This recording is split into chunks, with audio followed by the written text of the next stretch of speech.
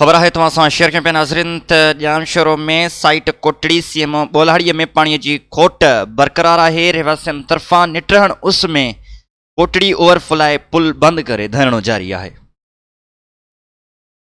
गुलाम मुर्तज़ा नुहानी जी report मुताबिक़ site Kotri CM ॿोलाड़ीअ में पाणीअ जी खोट शिदत अख़्तियार करे वई आहे। ज़िले इंतिज़ामिया ख़िलाफ़ एहतिजाज रोज़ जो मामूल बणिजी विया आहिनि, पर इंतिज़ामिया को बि तहरुक वठण लाइ तयार नाहे।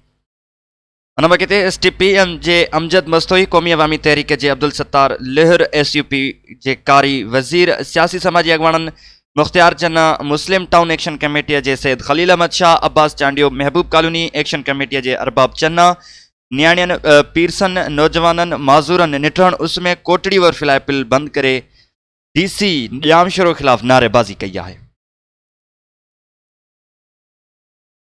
साइट कोटड़ीअ में पाणीअ जी खोट बरक़रार आहे। रहवासियुनि तरफ़ां कोटड़ी ओवरफ्लो लाइ बंदि करे निटहण उस में धरणो हंयो पियो वञे।